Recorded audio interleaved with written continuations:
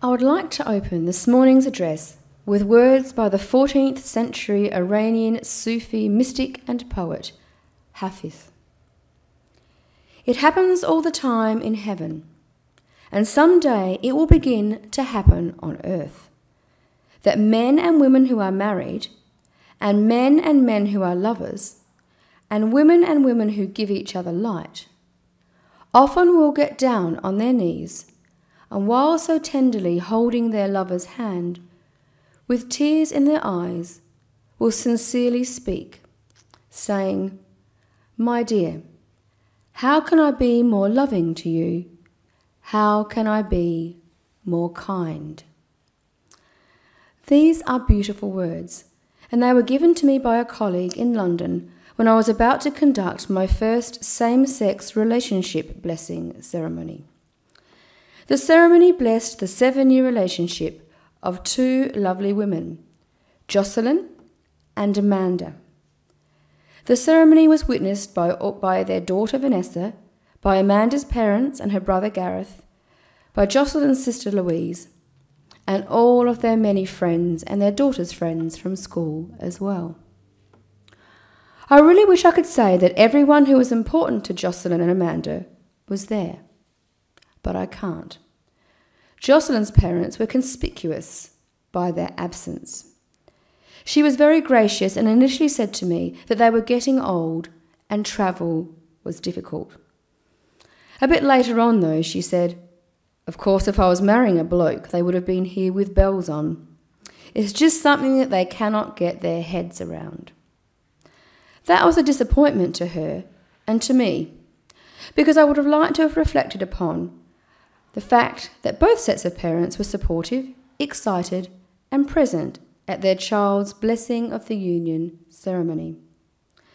The other thing I would have liked to have reflected back upon would have been the fact that the ceremony was not called a blessing of the union service, or a same-sex relationship blessing, or some other contrived and convoluted thing. I would have liked to have been able to reflect upon that day as the day I conducted a wedding just like all the others that I conducted, the sexual orientation of the couple being irrelevant. I would have liked to have been able to say when I joined my friends later that day for a drink, "I conducted another wedding today." Simple as that.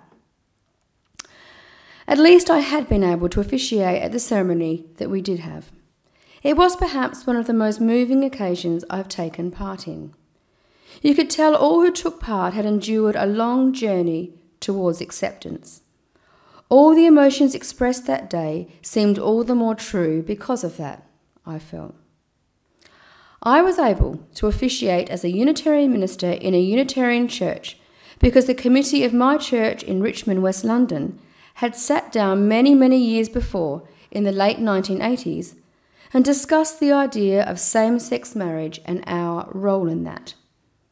The debates were numerous and long, so I was told many times. People appealed to reason. People were emotive. People pointed to facts and figures. People told scary stories of where the world might end should they step down this slippery slope. People spoke and people listened, and then they decided.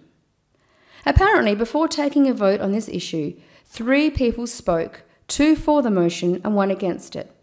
The motion being that same-sex blessings could be performed by any registered Unitarian minister within the Richmond and Putney Unitarian Church or in any other place the couple and the minister chose.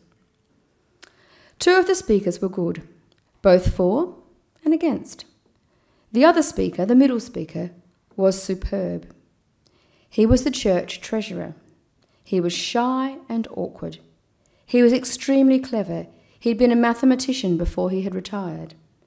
He was never very interested in human relationships, and most who knew him were surprised that he had even entered into this debate.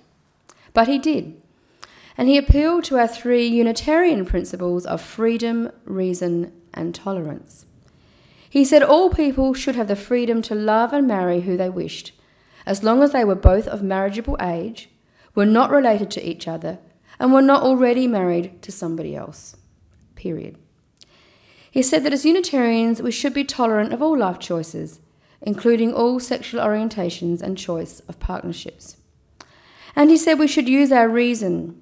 We should use our reason to come to the decisions stated above, and we should use reason to refute all the objections people place forward for couples of the same sex not marrying one another.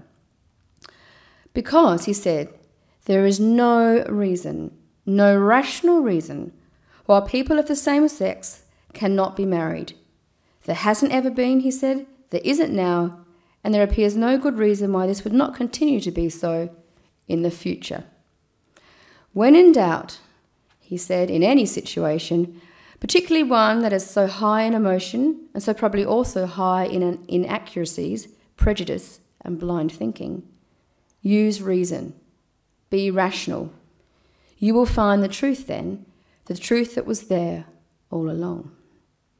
And so the motion was voted for with a huge majority, and it sat there recorded in the minutes for 10 years, until I was interviewed for the job as minister at that church. And I was asked the question in the interview, if you were approached to perform a same-sex blessing in our church, what would you do? I answered that I would perform the ceremony the same as any other ceremony I performed.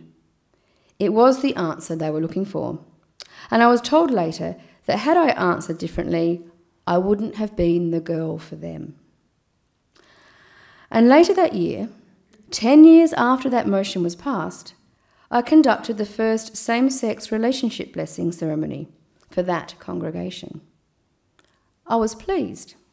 I was rapt.